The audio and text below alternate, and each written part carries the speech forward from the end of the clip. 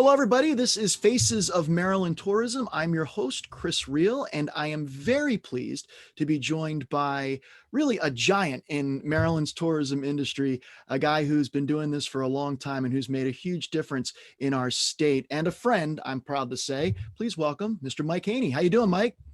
Hey, Chris, thank you very much. And it's an honor and a privilege to be in front of you for this particular uh, uh, program and event. I really appreciate you asking me. Absolutely. And I'm so glad you said yes. I wanted to start just by asking you to share a little bit of your story, because I know you've been in the tourism and hospitality industry for a long time.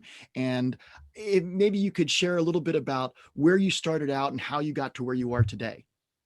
My humble beginnings started in Boston, Massachusetts, and I'm not going to give the year away, 1979, but it started when I was a sophomore at Northeastern University looking for a cooperative education job.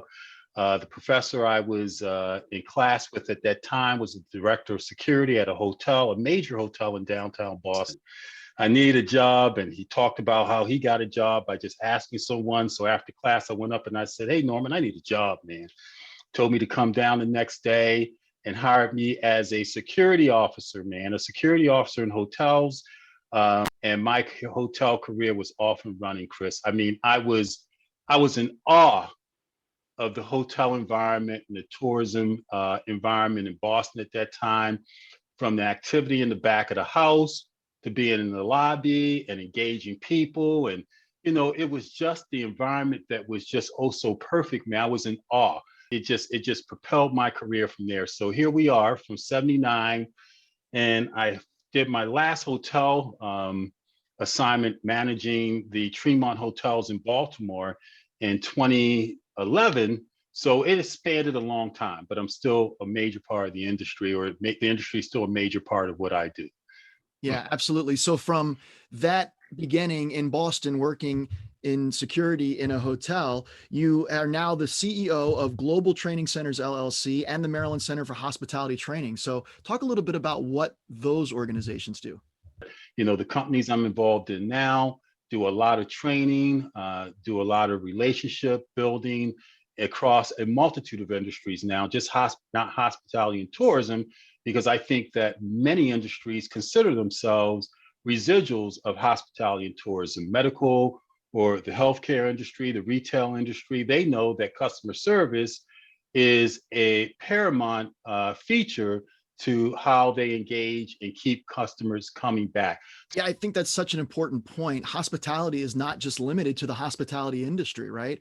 When we train people in skills that are valuable in hospitality, those skills carry over to all fields, those soft skills, customer service, like you mentioned. So you're not just training the next generation of hospitality professionals, they could go on to do all sorts of other things. Man, the roads that I took, because they always said to me that regardless of a formal degree or not having a formal degree, you get into the hospitality industry and you exhibit a personality that's engaging and customer service friendly. You can go from being a bellman to being CEO of a company. And essentially, that's exactly what happened to me, man. The roads and the stops that I took along the way from 1979 to 2011, when I stopped working in the industry, man.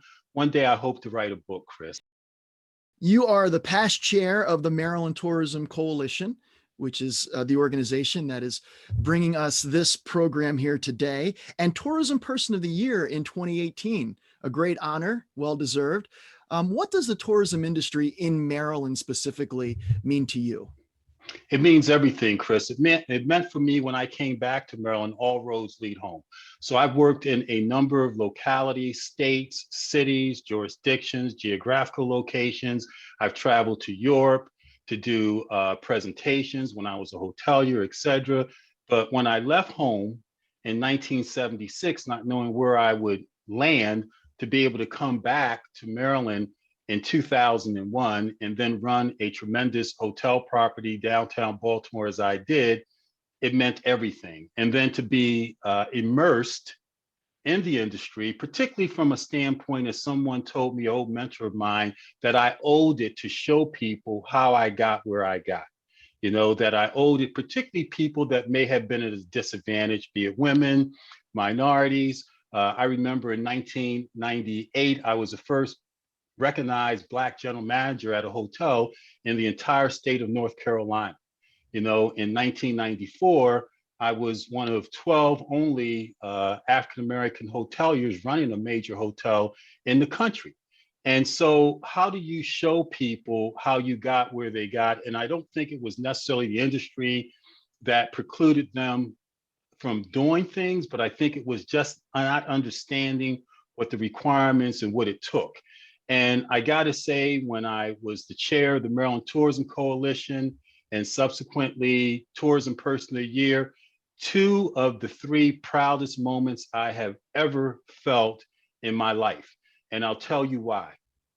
Because it allowed me to show people that may look like me or identify with me that the sky's the limit to whatever it is that you dream and achieve, and that it may have broken some barriers for other people to go forward in that path as well. So it's obviously been a difficult year for the hospitality and tourism industry with the pandemic. You've been training a lot of future hospitality workers. What is your outlook for hospitality and tourism in Maryland as we hopefully are rounding the corner here on the home stretch of COVID? Well, this is America, Chris, and I believe in America. I believe in our country. I believe in our state. We're going to come back. We're a resilient country, and moreover, we're a resilient industry. Where the outlook is really great is not in necessarily businesses just coming back, but the new seeds and the new flowers that will bloom, and the huge opportunity that I feel is available for those that want to get in our industry and those that want to start businesses in our industry. So I'm very optimistic, even more so encouraged that it provides a tremendous opportunity to those that had dreamed that they wanted to either be in our industry or have their own business in our industry. This is the time to begin the planning, look for the seeds that will give you the opportunity to do what it is that you've always dreamed. So I'm very optimistic, Chris. Love that. Love that hopeful tone. That's great. What would you say to someone who is considering coming to Maryland as a tourist? What would you recommend that they see and do while they're here in our state? Maryland has everything to offer, man. You can't do it in 2 or 3 days. It's the perfect place to come. There is no perfect time to come year round. Maryland has a lot to offer. So, I think for the visitor into Maryland, there's not too many places in our country that you can go from the mountains to the seas in a half a day or less and see just a transition of environmental changes and weather changes. And Maryland to me is the number one state. It has everything to offer. Well, Mike, I want to thank you so much for taking the time to speak with me today and to share your story. Thank you so much. Chris, thank you so much for having me. As I said, this is a very humble moment and I appreciate it. And, let's go Maryland.